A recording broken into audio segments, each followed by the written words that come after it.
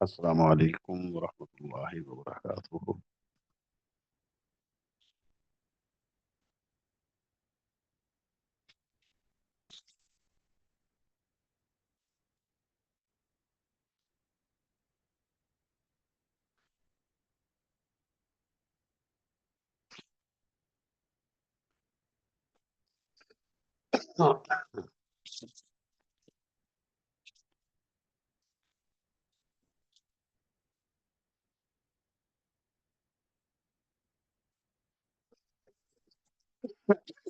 بسم اللہ الرحمن الرحیم۔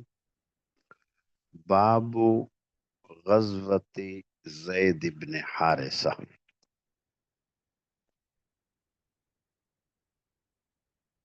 یہ باب ہے حضرت زید بن حارثہ رضی اللہ عنہ کے بارے میں۔ غزوہ زید بن حارثہ۔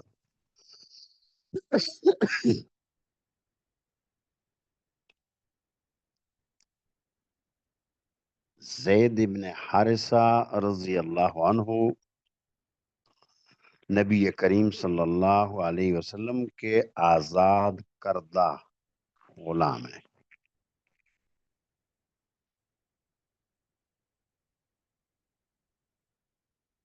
زمانہ جاہلیت میں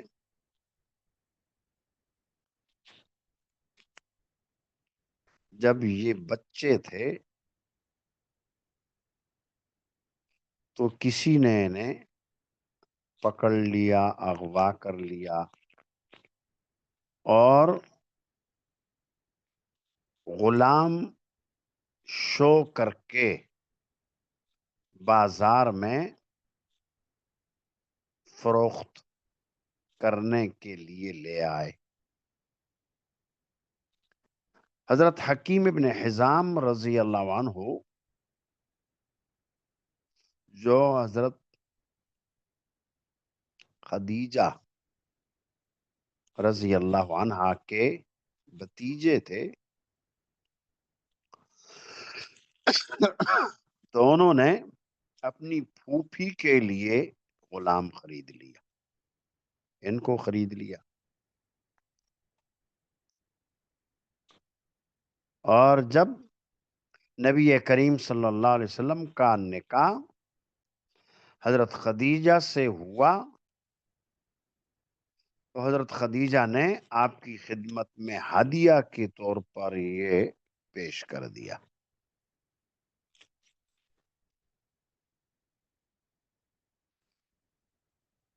زید بن حارثہ رضی اللہ عنہ کے والد کو اپنے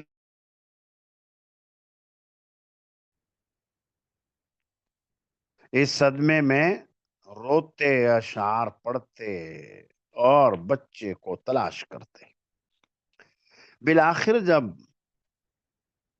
انہیں پتہ چلا کہ زید تو مکہ میں ہیں،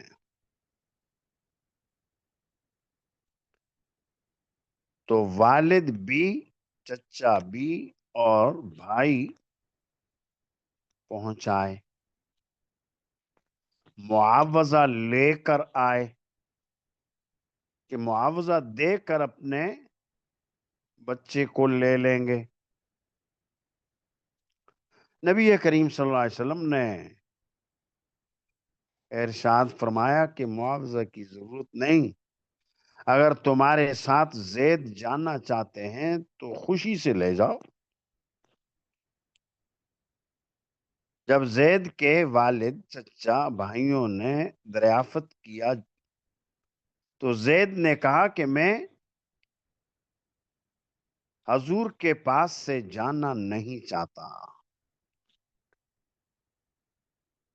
آپ مجھے ماں باپ اور بہن بھائیوں سے زیادہ چاہتے ہیں۔ نبی کریم صلی اللہ علیہ وسلم نے انہیں آزاد کر دیا اور اپنا متبنہ بنا لیا، پرورش فرمائی، اور اس زمانہ کے رواج کے مطابق لوگ انہیں نبی کریم صلی اللہ علیہ وسلم کی طرف منسوب کر کے زید ابن محمد کہنے لگے، اور زمانہ جاہلیت سے یہ رسم تھی کہ جس کو منہ بولا بیٹا بنا دیا تو سمجھتے یہ اس کا بیٹا ہے، اسی کی طرف نسبت۔ اللہ تعالیٰ نے جاہلیت کی اس رسم کو مٹایا۔ سورہ احزاب میں آیت نازل ہوئی، ادعوہم لآبائہم هو اقسط عند اللہ، انہیں پکارو ان کے باپوں سے، اللہ کے نزدیک یہ ہے انصاف پر مبنی بات۔ تو اس آیت کے نازل ہونے کے بعد صحابہ کرام نے ان کو زید ابن محمد کہنے کے بجائے زید ابن حارثہ کہنے لگے۔ بڑی نسبت تھی، ختم ہو گئی۔ نبی کریم صلی اللہ علیہ وسلم کی طرف نسبت، بہت بڑی نسبت، ختم ہو گئی۔ اللہ تعالی نے اس نسبت کے ختم ہونے کا مداوع کیا۔ قرآن کریم میں، پورے کے پورے قرآن کریم میں کسی اور صحابی کا نام نہیں سوائے زید کے۔ سورہ احزاب میں فَلَمَّا قَضَى زَيْدٌ مِّنْهَا وَطَرًا زَوَّجْنَاكَهَا، یہی حکمت ہے کہ اور بڑے بڑے صحابہ کرام کا نام تو آیا نہیں، ان کا نام آیا۔ ان کی نسبت حضور کی طرف سے ختم ہوئی، وہ شرف تھا، قطع ہو گیا، اعزاز سے محرومی ہو گئی۔ اللہ نے مداوع کر دیا کہ نام کو،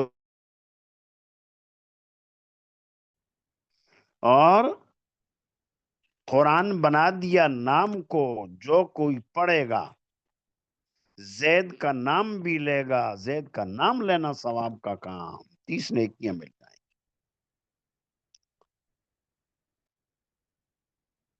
تو یہ عنوان ہے زید ابن حارثہ کا غزوہ۔ زید ابن حارثہ رضی اللہ عنہ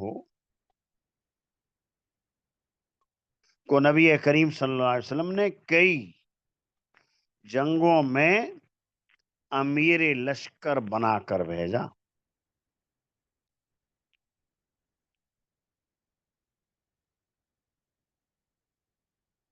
مثلا سن 5 ہجری میں نجد کی طرف لشکر روانہ کیا، اس کے امیر بنائے۔ سن 6 ہجری میں قبیلہ بنو سلیم کی طرف لشکر روانہ کیا، اس کے بھی امیر بنائے۔ اور اسی طرح سن 6 میں ہی قریش کے سامان تجارت والے قافلہ کا پتہ چلانے کے لیے لشکر بھیجا، حضرت زید تھے۔ قبیلہ بنو ثعلبہ کی طرف روانہ کیا ایک لشکر، اس کے امیر بھی بنائے گئے۔ اور ابھی چند دن پہلے سبق میں گزرا تھا کہ وادی القرا کی طرف لشکر روانہ کیا.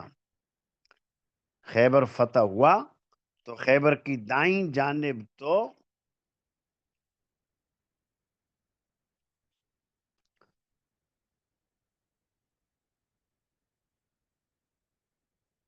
وہ بستیاں تھیں جنہوں نے صلح قبول کر لی، فدق والے. بائیں طرف وہ تھے وادی القرا والے. وادی القرا کی طرف حضور نے لشکر روانہ کیا تو اس کا بھی امیر ان کو بنا کر بھیجا. اور سن 7 ہجری میں قبیلہ بنو فزارہ کی طرف لشکر روانہ کیا، اس میں بھی ان کو امیر مقرر کیا. تو یہ کون سا غزوہ ہے؟ زید ابن حارثہ،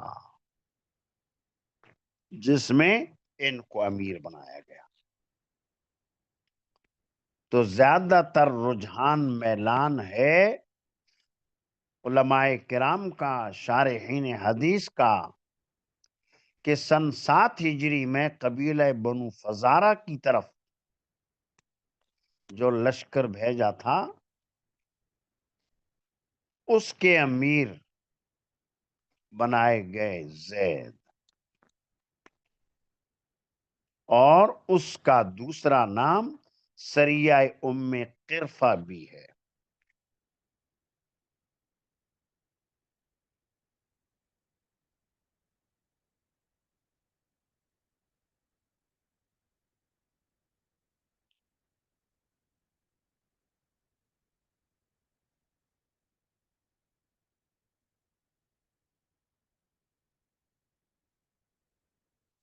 یہ جو سوال پوچھا اس کا جواب بیچ میں ابھی آ جائے گا، نہ آیا تو پھر پوچھ لینا.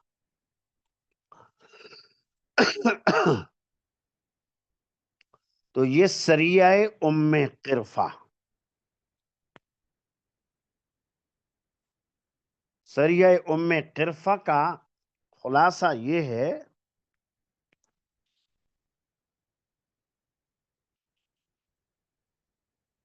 حضرت زید ابن حارثہ رضی اللہ عنہ ملک شام گئے تجارت کے لیے. کئی اور صحابہ کرام کا مال بھی ان کے پاس تھا. جب ملک شام سے لوٹے راستے میں قبیلہ بنو فزارہ پڑتا تھا، تو قبیلہ بنو فزارہ کے لوگوں نے انہیں پکڑ لیا، مال چھین لیا اور مارا پیٹا زخمی کر دیا. کسی طرح حضرت زید بچ بچا کر مدینہ طیبہ پہنچا ہے اور نبی کریم صلی اللہ علیہ وسلم کے سامنے سارا قصہ سنایا.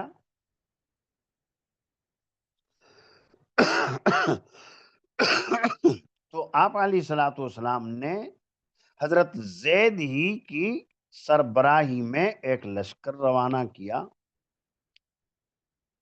قبیلہ بنو فزارہ سے بدلہ لینے کے لیے. اور چونکہ ان کو اس لیے امیر بنایا کہ انہی کے ساتھ بدسلوکی کی تھی ان قبیلہ والوں نے، تو جس طرح یہ ان سے انتقام اور بدلہ لے سکتے ہیں کسی کوئی اور نہیں لے سکتا. اور جا کر وہاں کچھ لوگوں کو قتل کیا، کچھ لوگ بھاگ گئے. اور قبیلہ بنو فزارہ کی سردار ایک عورت تھی اور فاطمہ بنت ربیعہ نام تھا اس کا. ام قرفہ اس کی کنیت تھی، اس لیے اس غزوے کو غزوہ ام قرفہ کہا جاتا ہے. تو یہ جو قبیلے کی سردار عورت تھی پکڑ لیا اور گرفتار کر لیا اور گھسیٹا اور پھر 2 گھوڑوں کی دموں کے ساتھ اسے باندھ دیا.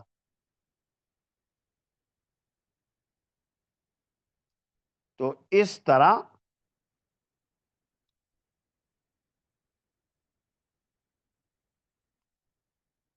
اس کی ہلاکت واقع ہوئی.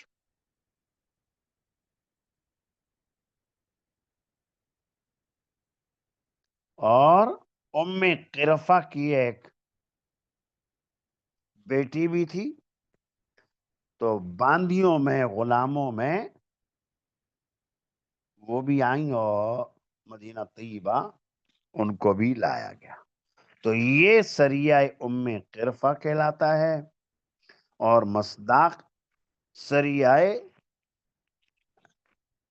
زید ابن حارثہ کا وہ ہے. لیکن امام بخاری رحمت اللہ علیہ نے ایک اور قصہ اس کے ذیل میں نقل کیا.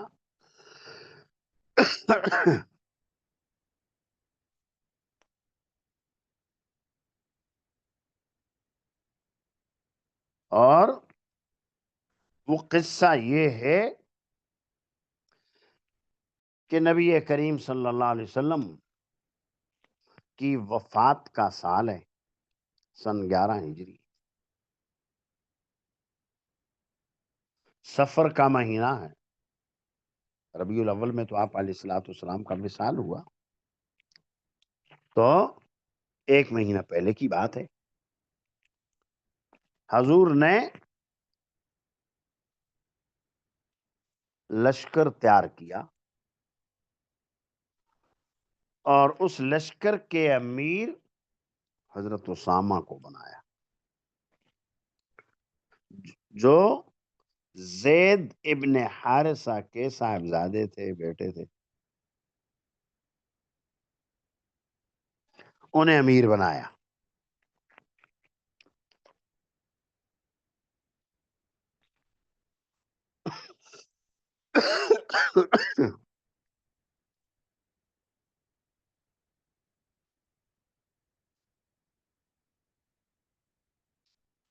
اور امیر بنا کر یہ لشکر روانہ کرنا تھا رومیوں کے مقابلے میں مقام ابنا کی طرف.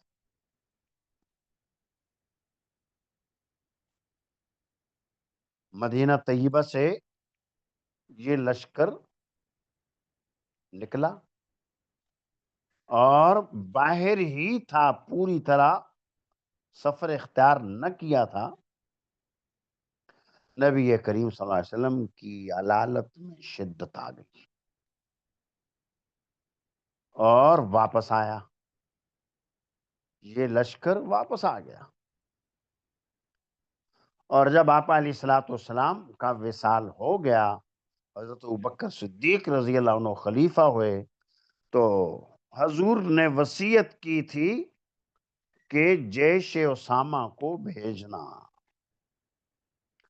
تو حضرت صدیق اکبر رضی اللہ عنہ نے سب سے پہلا کام یہ کیا تھا کہ حضرت اسامہ جس لشکر کے امیر تھے، مقام ابنا رومیوں کا یہ علاقہ تھا، وہاں بھیجا. تو یہ اصلاً وہ تھا. اس وقت کچھ لوگوں نے اشکال کیا، اعتراض کیا حضرت اسامہ رضی اللہ عنہ پر. اور یہ اشکال کرنے والے شخص کا نام سیرت کی کتابوں میں آیا عیاش ابن ربیعہ. اور کہنے لگے کہ یہ تو ایک نوعمر لڑکا ہے. علی اختلاف الاقوال زید اسامہ کی عمر 17 سال تھی یا 21 سال تھی. اور بڑے بڑے مہاجرین ہیں امیر وہ بن سکتے تھے، انصار ہیں وہ امیر بن سکتے تھے، اور یہ ایک نوعمر نا تجربہ کار بچہ ہے، اس کو امیر کیوں بنا دیا؟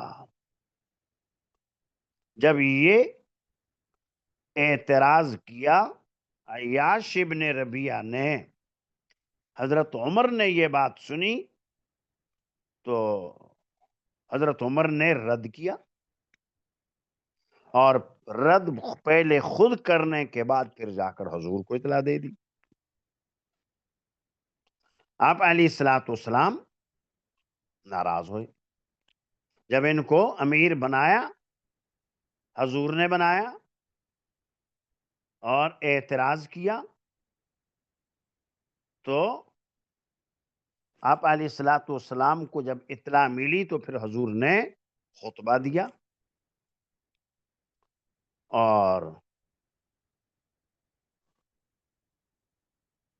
پھر خصوصیت کے ساتھ حضور نے وصیت فرمائی کہ حضرت اسامہ کا لشکر روانہ کر دینا، اور مصلحت یہ تھی حضرت اسامہ کو ابنا کی طرف، رومیوں کی طرف امیر بنا کر بھیجا۔ وجہ اس کی یہ تھی کہ انہی رومیوں سے جنگ میں ان کے والد ماجد حضرت زید ابن حارثہ شہید ہوئے تھے، جس کا تذکرہ آگے آئے گا، غزوہ موتا کے نام سے۔ اور جس طرح ان سے انتقام، ان رومیوں سے انتقام اپنے باپ کا بیٹا لے سکتا ہے، کوئی اور نہیں لے سکتا، اس لیے حضور نے اسامہ کو امیر لشکر بنایا۔ تو افضل کے ہوتے ہوئے مفضول کو امیر بنایا جا سکتا ہے، تو یہ حکمت تھی اس میں۔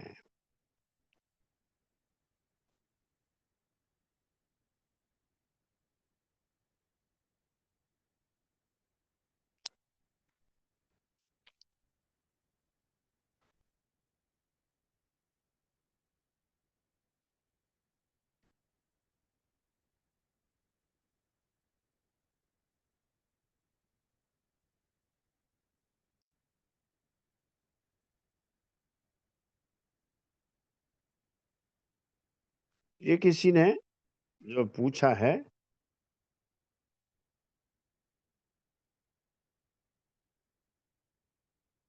شام کے بنو کلب سے تھے، تو یہ بات صحیح ہے کہ یہ عربی نسل تھے، قبیلہ بنو کلب سے تعلق تھا ان کا، اور آزاد تھے، غلام بنا کر بھیج دیا گیا، یہ بات صحیح ہے۔ باقی جو یہ سوال کیا کہ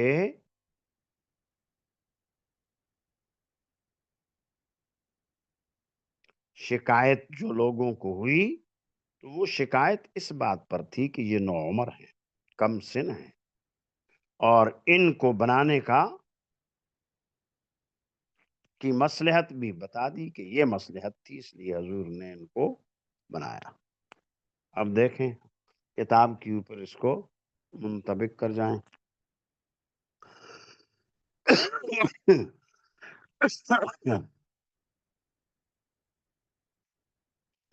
بي قال حدثنا مسدد قال حدثنا يحيى بن سعيد قال حدثنا سفيان بن سعيد قال حدثنا عبد الله بن دينار عن ابن عمر رضي الله عنهما وعنهم قال امر رسول الله صلى الله عليه وسلم اسامة على قوم، امیر بنایا رسول اللہ صلی اللہ علیہ وسلم نے اسامہ کو ایک قوم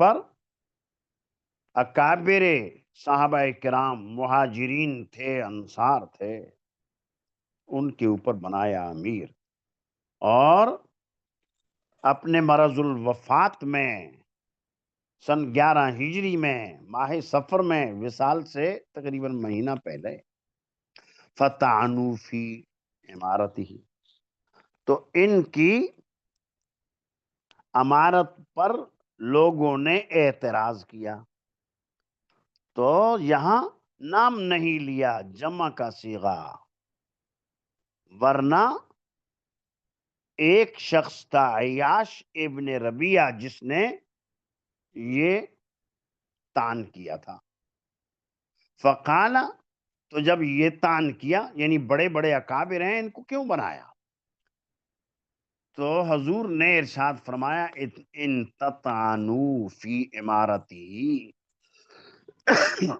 اگر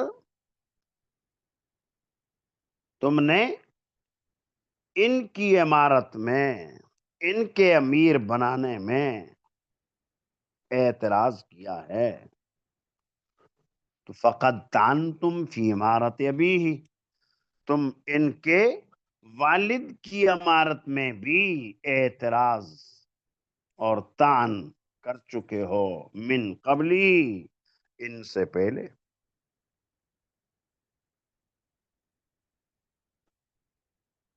حضرت زید کو جب حضور نے امیر بنایا اور جیسا کہ بتلایا 6-7 غزوات میں امیر بنایا بھی ہے، اس کا امیر بنایا تھا، اور اس کی حکمت بھی یہ تھی کہ لوٹ مار کی تھی قبیلہ بنو فزارہ والوں نے حضرت زید سے ہی، اس مصلحت کے تحت وہاں پر بھی یہی بات ہوئی تھی کہ بڑے بڑے لوگ ہیں اور انہیں بنایا نہیں، ان کو بنا دیا۔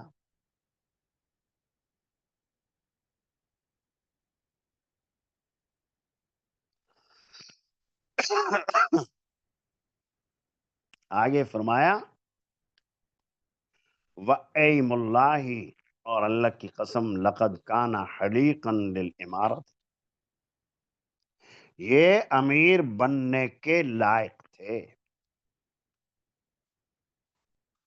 یہ زید ابن حارثہ جن پر کسی نے اعتراض کیا تھا امیر بننے کے لائق تھے، وَإِنْ كَانَ مِنْ أَحَبِّ النَّاسِ إِلَيَّ، اور یہ کہ ان مخفف من المثقلہ ہے، اصل میں انہو تھا یہ، اور بات یہ ہے کہ میرے نزدیک تمام لوگوں میں سب سے زیادہ مجھے محبوب تھے۔ زید بن حارثہ آپ علیہ الصلوۃ والسلام کو سب لوگوں میں محبوب تھے۔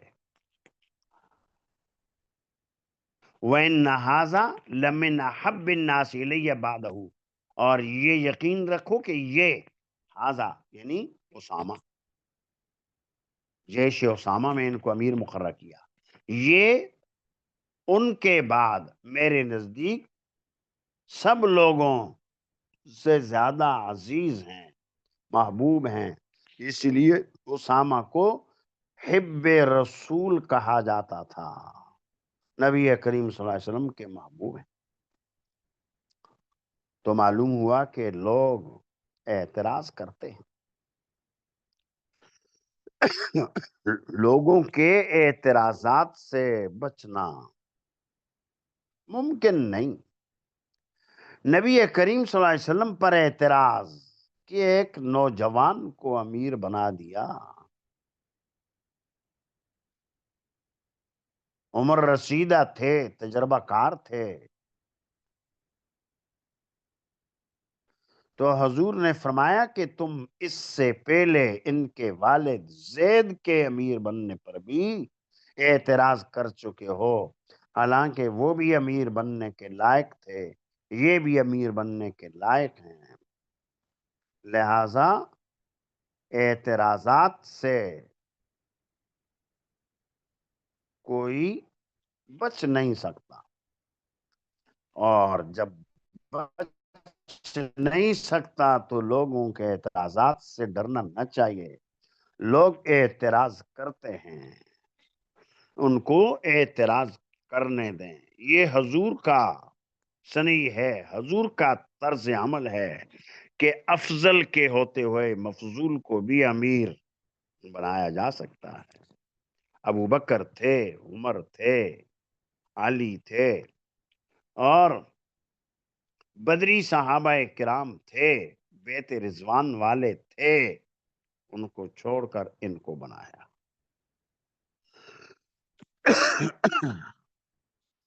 کئی اور حکمتیں مصلحتیں دیکھی جاتی ہیں، اور مصلحتوں حکمتوں کو دیکھ کر کسی کا انتخاب کیا جاتا ہے. تو بتا دیا کہ قرفہ میں ان کے والد کو اور مصلحت کے تحت، ان کو اور مصلحت کے تحت. وہاں مصلحت یہ تھی کہ لوٹ مار انہی سے ہی کی تھی قبیلہ بنو فزارہ والوں نے. یہاں مصلحت یہ تھی کہ انہی رومیوں نے ان کے والد کو شہید کیا.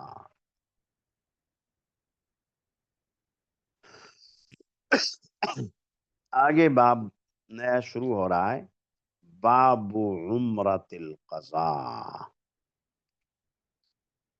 یہ باب ہے عمرۃ القضاء کے بیان میں.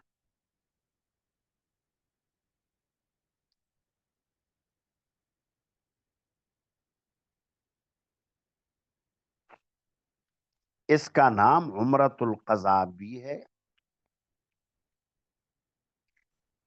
اور اس کا دوسرا نام عمرۃ القصاص بھی ہے. تیسرا نام عمرۃ الصلح بھی ہے، اور چوتھا نام عمرۃ القضیہ بھی ہے. عمرۃ القضاء اس لیے کہا جاتا ہے کہ حدیبیہ کے سال آپ علیہ الصلوۃ والسلام عمرہ نہ کر سکے. یہ عمرہ اس کی قضا کے طور پر ادا کیا، اس لیے اس کو کہا جاتا ہے عمرۃ القضاء. اور عمرۃ القصاص اس لیے کہا جاتا ہے، قصاص کے معنی ہوتے ہیں بدلہ کے، اور یہ عمرہ عمرۃ الحدیبیہ کے بدلے میں تھا، اس لیے اس کو عمرۃ القصاص بھی کہتے ہیں. اور عمرۃ الصلح اس لیے کہتے ہیں کہ صلح حدیبیہ میں اس عمرے کا فیصلہ ہوا تھا، اس لیے عمرۃ الصلح. اور عمرۃ القضیہ، قضیہ کے معنی ہوتے ہیں فیصلہ کرنے کے، تو یہ عمرہ فیصلے کے مطابق ادا کیا گیا، اس لیے مختلف ناموں سے موسوم ہے. اور یہاں امام بخاری نے باب عمرۃ القضاء یہ عنوان.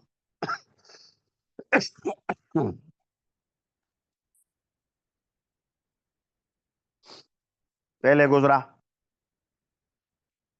6 میں آپ علیہ الصلوۃ والسلام نے خواب دیکھا اور نکلے، اس خواب کے مطابق آگے راہ ہموار نہ ہو سکا، واپس ہوئے، صلح ہو گئی. قریش سے یہ معاہدہ تھا کہ آئندہ سال عمرے کے لیے آئیں، 3 دن ٹھہر کر عمرہ کر کے واپس چلے جائیں. تو نبی کریم صلی اللہ علیہ وسلم نے سن 7 میں ماہ ذی قعدہ کا چاند نظر آیا تو صحابہ کرام میں اعلان کیا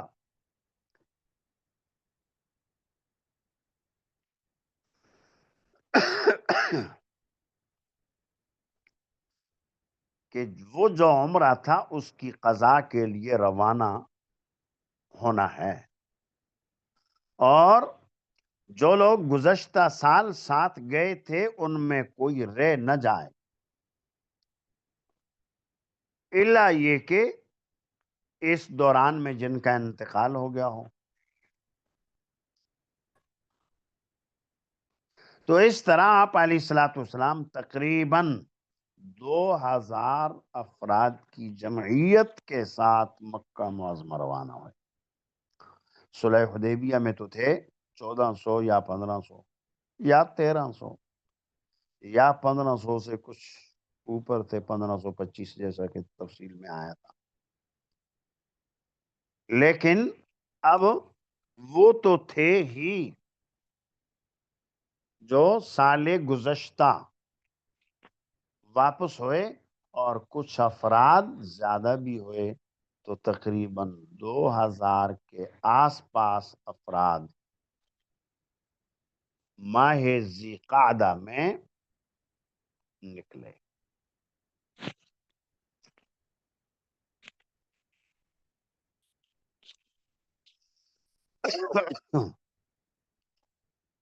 اور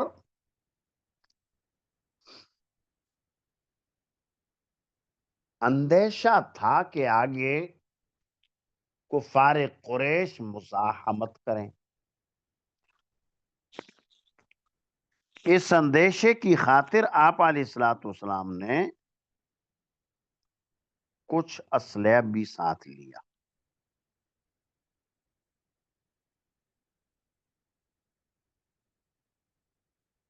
مکہ مکرمہ سے پہلے ہی مقام بطن یأجج میں وہ اسلحہ رکھ دیا اور 200 افراد کو متعین کر دیا حفاظت کے لیے. آپ علیہ الصلوۃ والسلام اور دیگر صحابہ کرام مکہ مکرمہ داخل ہوئے اور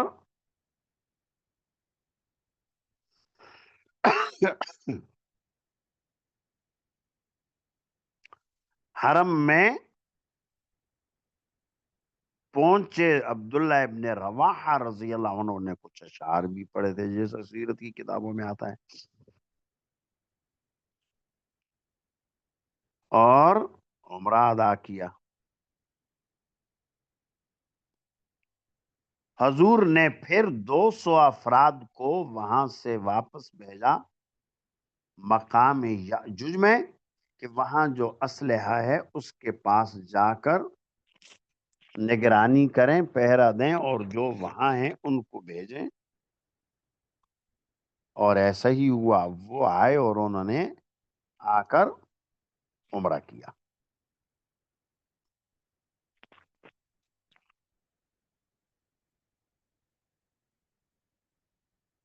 باقی جو تفصیلات ہیں آگے روایتوں کے ذیل میں آ جائیں گی. یہ ہے اس کا خلاصہ، عمرۃ القضاء.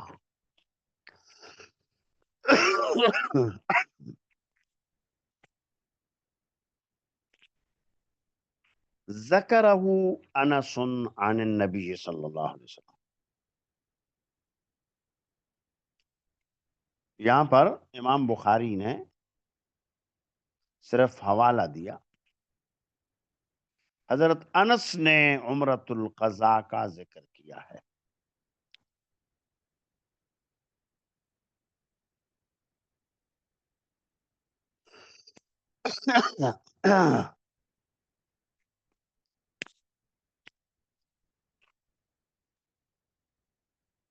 اس سے ایک شرعی مسئلہ معلوم ہوا کہ نفل عبادت شروع کرنے سے واجب ہو جاتی.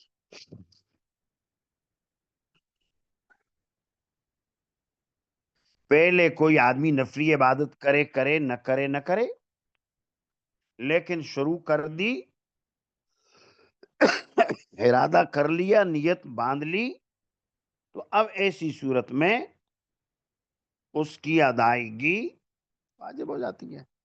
یہ عمرہ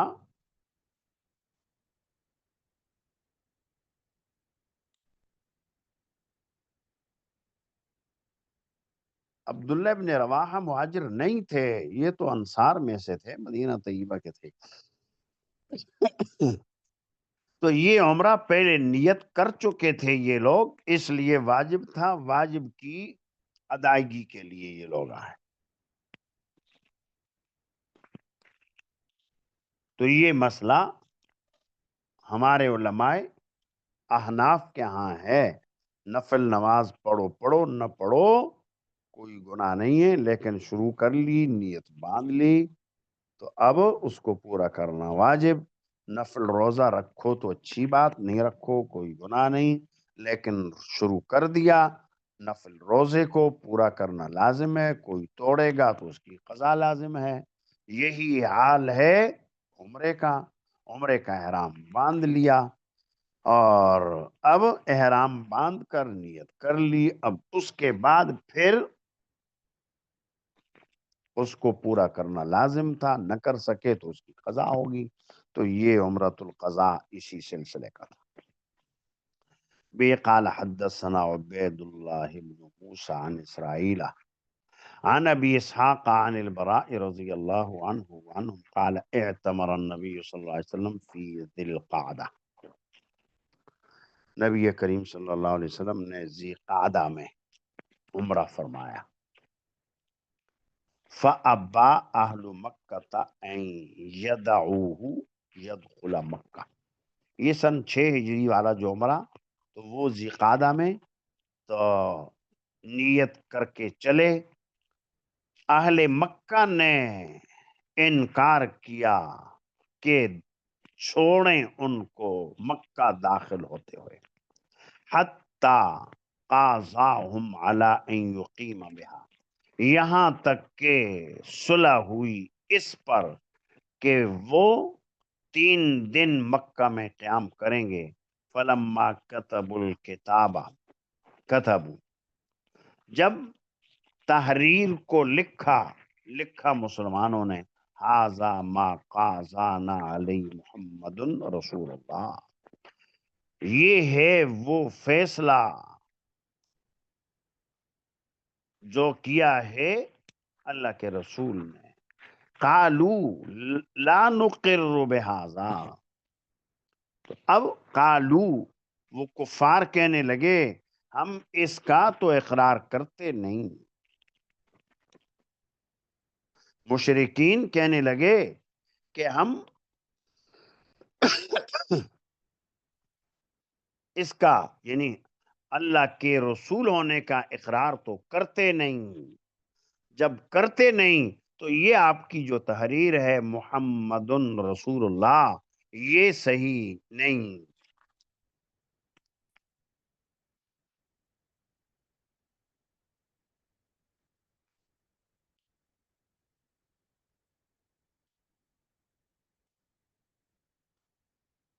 لو نعلم انک رسول اللہ، اگر ہم جانتے کہ آپ اللہ کے رسول ہیں، ما منعنا کا شیئا، ہم آپ کو کچھ بھی روکتے نہیں،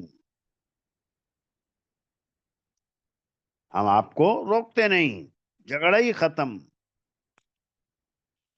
ولیکن انت محمد بن عبداللہ، لیکن آپ تو ہیں محمد ابن عبداللہ، لہٰذا یہ لکھیں۔ فقال انا رسول اللہ وانا محمد بن عبداللہ، حضور نے فرمایا میں اللہ کا رسول بھی ہوں اور میں عبداللہ کا بیٹا محمد بھی ہوں، تو کچھ بھی ہوں۔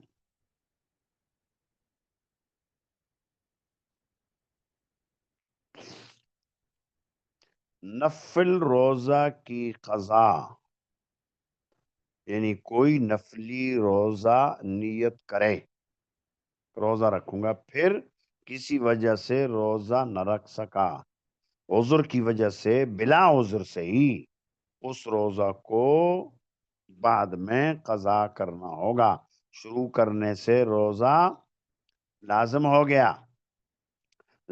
گیا تو پورا کرنا لازم تھا، پورا کیا نہیں، پورا کرنا لازم ہوگا، یہ مطلب ہے۔ نماز کا بھی یہی حکم ہوتا ہے اور روزے کا بھی یہی حکم ہے۔ توڑ دیا تو قضا لازم ہے. نفل روزہ توڑ دیا قضا لازم ہے. جیسا کہ فرض واجب کی قضا لازم، ایسے ہی نفل روزہ رکھ کر توڑ دیا اس کی بھی قضا لازم. اور بعد میں کسی دن روزہ رکھ لے جس میں سہولت ہو، اس طرح کر کے روزہ رکھ لے، دوسرے دن رکھ لے، چوتھے دن رکھ لے، جب چاہے رکھ لے، لیکن وہ روزہ لازم ہو گیا. جس طرح خواتین کے اوپر مخصوص ایام کے روزے قضا کرنے لازم ہے، ایسے ہی یہ روزہ بھی اس کے ذمہ لازم ہے. جیسے ان کو رکھتے ہیں ایسا ان کو بھی رکھنا ہوگا.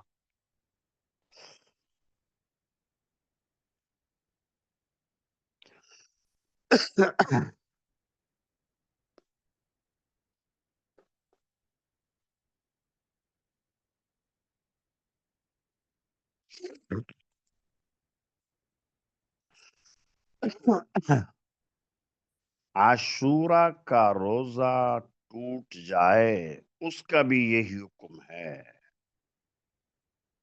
وہ بھی رکھنا پڑے گا.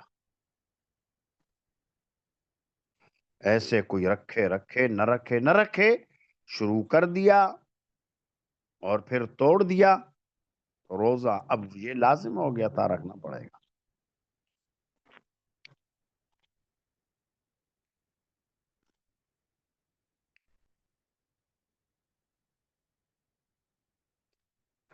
تو خیر دیکھیں حدیث کا ترجمہ.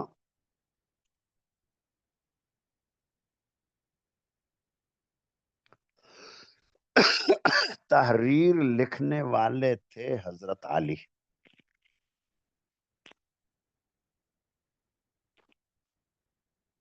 قال ثم قال لعلی امح رسول اللہ، پھر حضور نے حضرت علی سے فرمایا کہ یہ جو لفظ ہے رسول اللہ مٹا دو اس کو. کفار قریش کو اس کے اوپر اعتراض ہے، لہذا مٹا دو اور محمد ابن عبداللہ لکھ دو. قال علی لا واللہ لا امحو کا بدا، حضرت علی نے فرمایا نہیں، اللہ کی قسم میں نہیں مٹاؤں گا.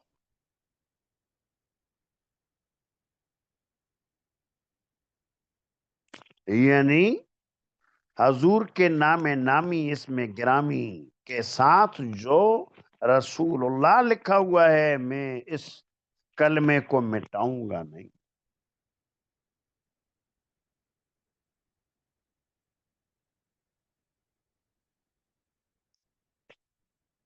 فَأَخَذَ رسول اللہ صلی اللہ علیہ وسلم الکتاب، آپ علیہ الصلوۃ والسلام نے تحریر کو لیا. وَلَيْسَ يُحْسِنُ يَكْتُبُ، اور اچھی طرح آپ لکھنا جانتے تھے نہیں. فَكَتَبَ، پھر بھی لکھا. کیا لکھا؟ هَذَا مَا قَاضَى محمد بن عبداللہ، یہ لکھا لا يدخل مکہ السلاح، مکہ میں اسلحہ لے کر داخل نہ ہوں گے، الا السیف فی القراب، مگر تلواریں جو نیاموں میں ہوں گی. وَلَا يَخْرُجَ مِنْ أَهْلِهَا بِأَحَدٍ، اور مکہ کے باشندوں میں سے کسی کو ساتھ لے کر نہ نکلیں گے. ان اراد ان یتبعہ، اگر اس کا ارادہ ہو پیچھے جانے کا. وَأَلَّا يَمْنَعَ مِنْ أَصْحَابِ أَحَدًا، اور اپنے ساتھیوں میں سے کسی کو منع نہ کریں گے. ان اراد ان یقیم بہا، اگر وہ یہاں قیام کرنا چاہے.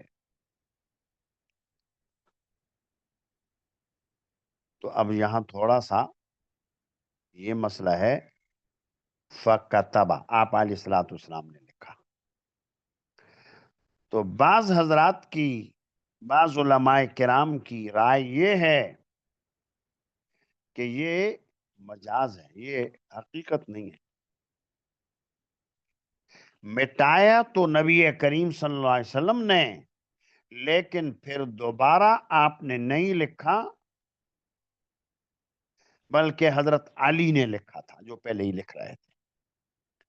حضرت علی مٹا نہیں رہے تھے، مٹانے کے اوپر قسم اٹھا لی، اس لیے حضور نے مٹایا، اور محمد ابن عبداللہ، حضور نے کہا اس جگہ یہ لکھ دو، یہ لکھ دیا۔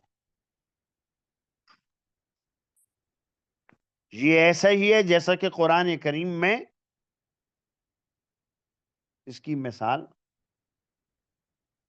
وَقَالَ فِرْعَوْنُ يَا هَامَانُ ابْنِ لِي صَرْحًا، حامان میرے لیے تعمیر بنا لو۔ تو یہاں حامان وزیر تھا فرعون کا، اس کی طرف نسبت ہے، تو یہ تو ظاہر ہے کہ حامان خود تو بنانے والا نہیں کہ اینٹیں اٹھا کر لائے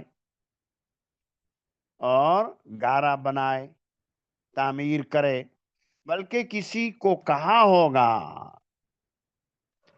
اسی طرح یہاں پر بھی ہے کتبہ میں، یہ اسناد مجازی ہے، حضرت علی کو لکھنے کا کہا، نسبت تو کی حضور کی طرف۔ اور دوسرے بعض اہل علم جو اکثر ہیں، ان کی رائے یہ ہے کہ یہاں حقیقت یہ مجاز نہیں ہے، آپ خود لکھنا جانتے نہ تھے۔ قرآن کریم میں ہے وَمَا كُنْتَ تَتْلُو مِنْ كِتَابِهِ مَا كُنْتَ تَتْلُو مِنْ قَبْلِهِ مِنْ كِتَابٍ وَلَا تَخُطُّوا بِيَمِينِكَ، آپ تو امی تھے،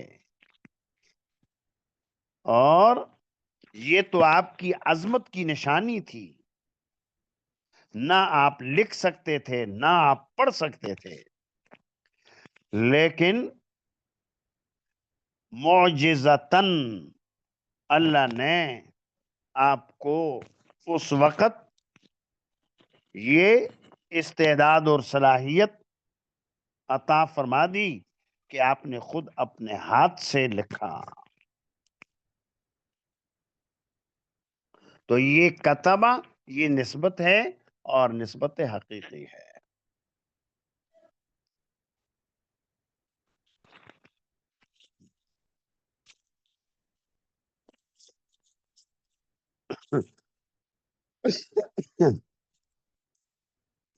فلما دخل ومضى الأجل، فلما دخلها،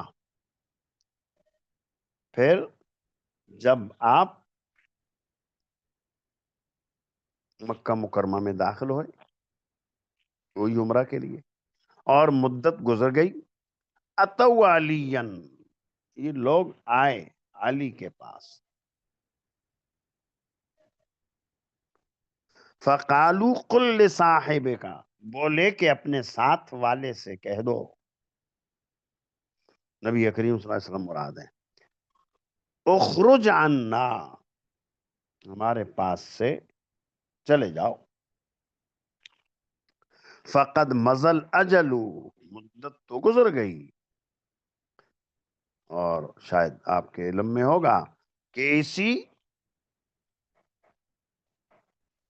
عمرۃ القضاء کے سفر میں مقام شریف میں حضور نے نکاح کیا تھا حضرت میمونہ سے، اور 3 دن گزر گئے، دل چاہ رہا ہے اور ٹھہرے مکہ میں، کیا عذر لگائیں؟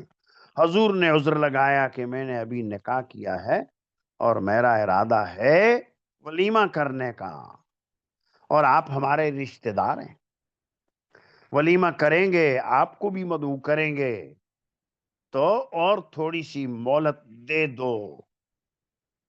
لیکن انہوں نے منع کر دیا کہ نہیں ملے گی مہلت۔ تو حضور چاہ رہے تھے اور رہنا، کافروں نے یہ کہا مدت گزر گئی، نکلیں، فخرج النبی صلی اللہ علیہ وسلم، حضور نکلے، فتبعته ابنت حمزہ، حمزہ کی بیٹی پیچھے آ گئی۔ حضرت حمزہ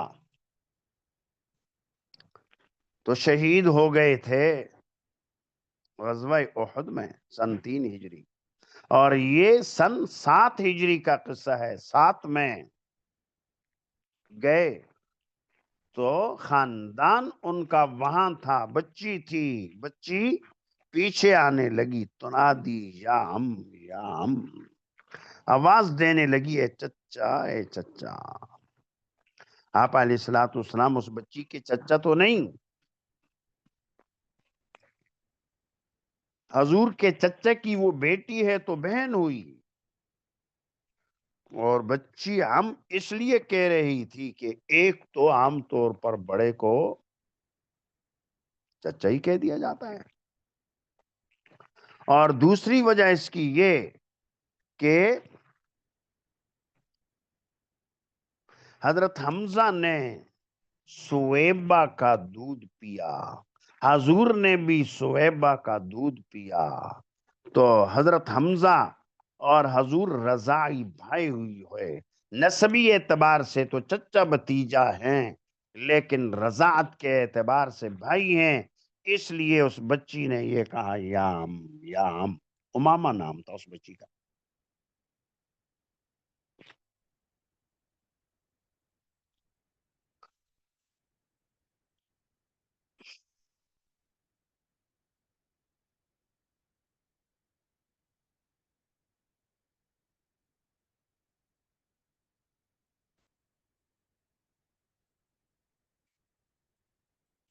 بات بتا دی کہ نبی کریم صلی اللہ علیہ وسلم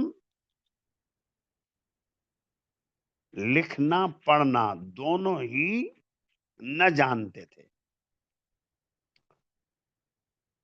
قرآن کریم کی آیت ہے جس کے اندر یہی تو آیا، وَمَا كُنْتَ تَتْلُو مِنْ قَبْلِهِ مِنْ كِتَابٍ وَلَا تَخُطُّ بِيَمِينِكَ إِذًا لَارْتَابَ الْمُبْطِلُونَ۔ اس کو دوسرے عنوان میں تعبیر کیا جاتا ہے کہ آپ امی تھے۔ امی کا مطلب یہ کہ لکھنا پڑھنا کسی سے سیکھا نہیں، زانو تلمذ کسی کے سامنے طے نہیں کیا، اور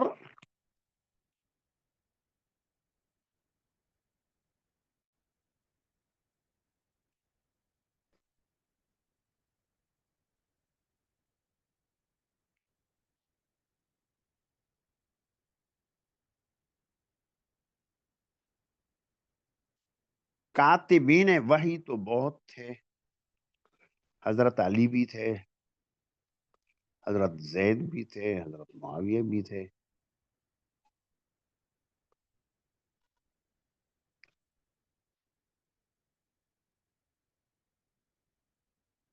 تو کاتبین وہی تھے۔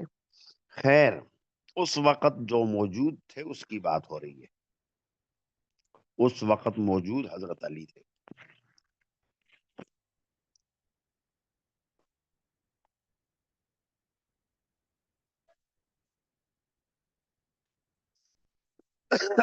فناولها علی، تو اس بچی کو حضرت علی نے پکڑ لیا، تھما لیا، فاخذ بیدہا، اس کا ہاتھ پکڑا، وقال لفاطمۃ دونک ابنت عمک، دونک یہ اسم فعل بمانے خذ، لے لو اپنے چچا کی بیٹی کو، اپنے چچا کی بیٹی، یا فاطمہ کے کی طرف جو نسبت تمہارے چچا کی بیٹی، یہ بھی اسی اعتبار سے ہے۔ کیسے کہ آپ علیہ الصلوۃ والسلام کی بیٹی ہیں فاطمہ، اور حضور کے رضاعی بھائی ہیں حمزہ، تو حضرت فاطمہ کے رضاعی چچا ہوئے، اس لیے کہا اپنے چچا کی بیٹی کو پکڑ لو۔ حملتھا، فاطمہ نے انہیں اٹھا لیا. فاختصم فیہا زید علی و زید و جعفر، تو جھگڑا کیا اس میں علی نے، زید نے اور جعفر نے. اب بچی تینوں کی رشتہ دار، ہر ایک یہ چاہ رہا ہے کہ اس کی کفالت میں کروں گا، اس کی پرورش میں کروں گا.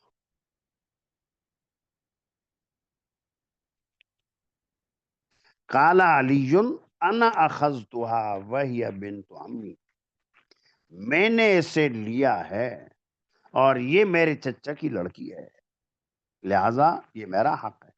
وقال جعفر ابنت عمی، جعفر بولے میرے چچا کی لڑکی ہے، حضرت علی کے بھائی ہیں حضرت جعفر، میرے چچا کی لڑکی. وخالتها تحتی، اور اس کی خالہ میرے نکاح میں ہے، لہذا یہ حق مجھے ملنا چاہیے، مجھے خصوصیت حاصل ہے کہ میری زوجہ ان کی خالہ ہیں. اور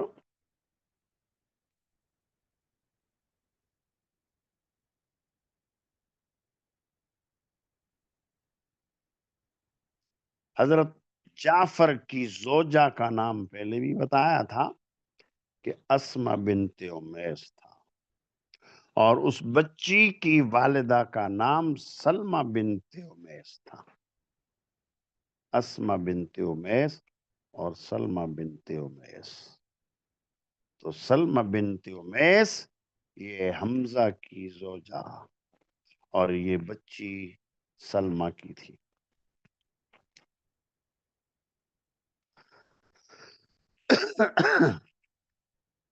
وقال زید ابنۃ اخی، زید بولے میرے بھائی کی بچی ہے. بھائی کی بچی دریمانہ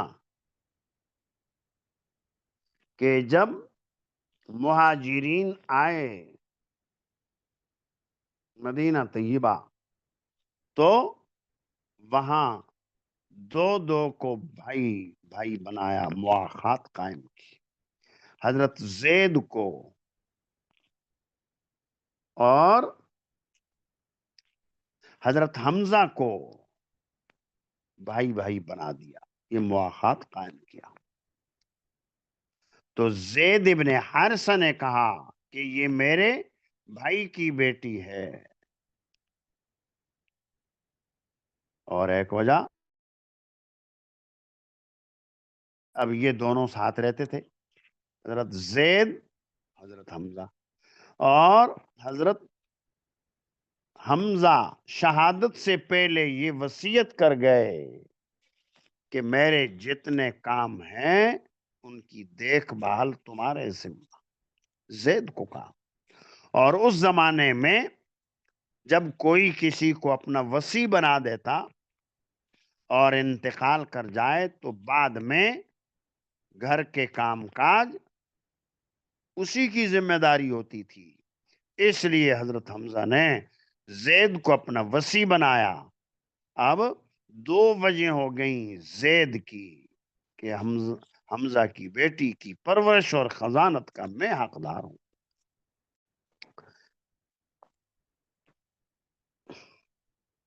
فقضا بها النبی صلی اللہ علیہ وسلم لخالتها، نبی کریم صلی اللہ علیہ وسلم نے فیصلہ فرما دیا خالہ کے لیے.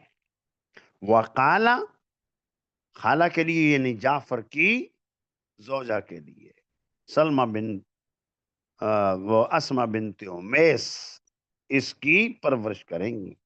وقال الخالۃ بمنزلۃ الام، یہ فرمایا خالہ ماں کے درجے میں ہے.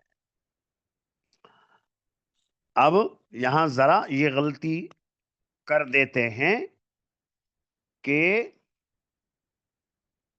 یوں کہہ دیتے ہیں کہ جعفر کے لیے، ان آپس میں تینوں کا جھگڑا تھا، جعفر کے لیے فیصلہ کر دیا. حالانکہ جعفر کے لیے نہیں، جعفر کی زوجہ کے لیے فیصلہ کیا. حق خزانت تو مردوں کو حاصل ہی نہیں ہے، حق کے خزانت تو عورتوں کو حاصل ہے. بچے کی پرورش ماں، ماں نہ ہو تو نانی، اور نانی نہ ہو تو پھر دادی، اور اگر دادی نہ ہو تو پھر خالہ. یہ ترتیب ہے، یہ خواتین ہیں. تو یہ خالہ بمنزلۃ الام. وقال علی انت منی وانا منک. تو ان حضرات کو حضور نے تسلی دی، حضرت علی سے یہ فرما دیا آپ میرے ہیں، میں آپ کا ہوں. مطلب اس کا یہ ہے کہ کمال تعلق ہے میرے اور تمہارے درمیان، لہذا آپ میرے ہوئے، میں آپ کا ہوں. وقال لجعفر اشبہت خلقی و خلقی. اور جعفر کو یوں تسلی دی، فرمایا کہ آپ تو میرے مشابہ ہیں تخلیق میں بھی اور اخلاق میں بھی. خلق تخلیق کے معنی میں یعنی شکل و شباہت، وضاقتہ، حلیہ. جس طرح میرا ہے آپ کا بھی وہ خلق، میرے جس طرح کے اخلاق ہیں ایسے ہی تمہارے بھی. یہ حوصلہ افزا جملہ کہہ دیا جعفر سے. وقال علی زید انت اخونا و مولانا. آپ تو ہیں ہمارے بھائی اور ہمارے مولا. آپ ہمارے مولا ہیں. مولا کے کئی معنی ہوتے ہیں، آزاد کردہ کو بھی آزاد کردہ، آزاد کیے ہوئے. آپ آزاد کردہ ہیں. قال علی الا تتزوج ابنت حمزہ. حضرت علی نے کہا کہ آپ حمزہ کی بیٹی سے نکاح نہیں کرتے. پہلی والی بات ختم ہو گئی. اب حمزہ کی یہ بچی بڑی ہوئی، کامل ہوئی، نوجوان ہوئی، تو حضرت علی نے نبی کریم صلی اللہ علیہ وسلم سے یہ عرض کیا کہ کیا آپ حمزہ کی بیٹی سے، ماما سے شادی نہیں کریں گے؟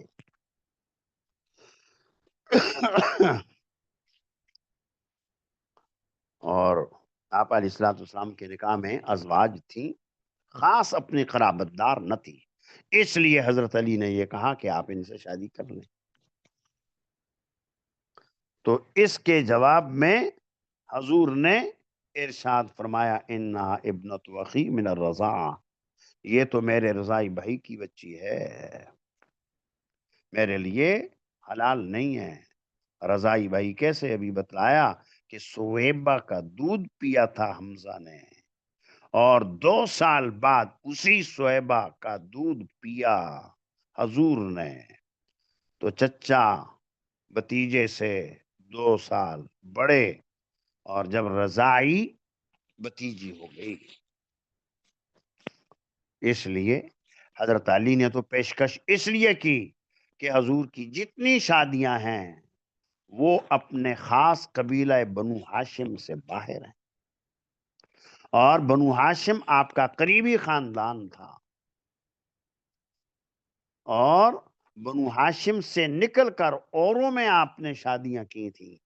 اس لیے حضرت علی نے یہ پیشکش کی. تو آپ علیہ الصلوۃ والسلام نے ان کا جواب یہ دیا کہ یہ تو میری رضائی بتیجی ہیں، رضائی بھائی کی بیٹی. سبحانک لا علم لنا الا ما علمتنا انک انت العلیم الحکیم.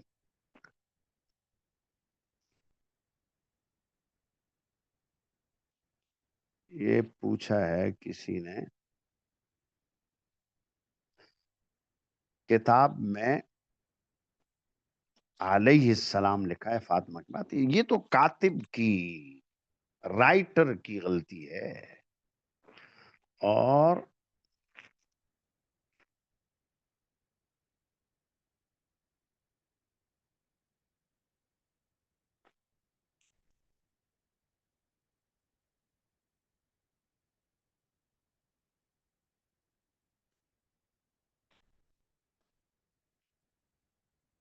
مکہ سے کسی مسلمان کو لے جانا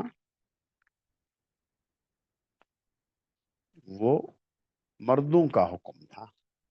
صلح حدیبیہ میں خواتین آئی تھیں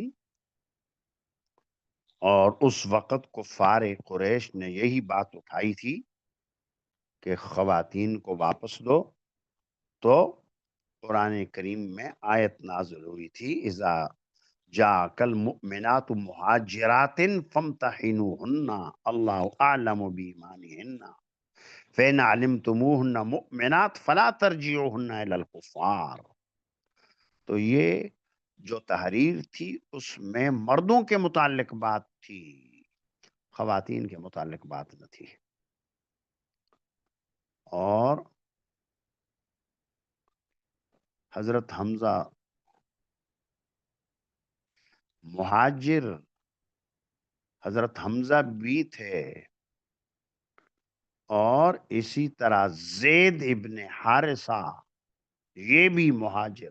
ابھی بتلایا کہ پہلے آ کر مکہ میں اور حضرت خدیجہ کے غلام انہوں نے ہدیے میں دے دیا حضور کو، حضور نے آزاد کر دیا.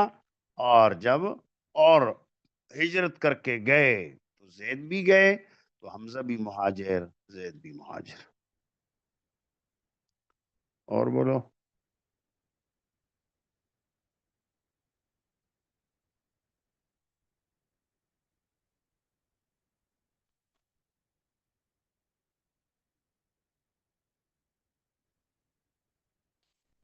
سبحانک لا علم لنا الا ما علمتنا. وقت تو اوپر ہو جاتا ہے، پتہ نہیں ہے آپ لوگوں کو اس کا.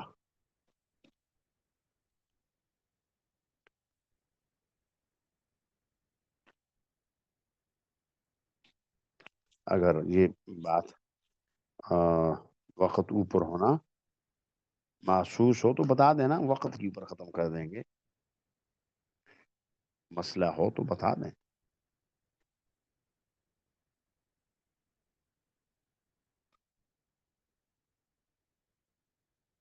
اللہ تعالی علم میں عمل میں برکت ڈالے. السلام علیکم.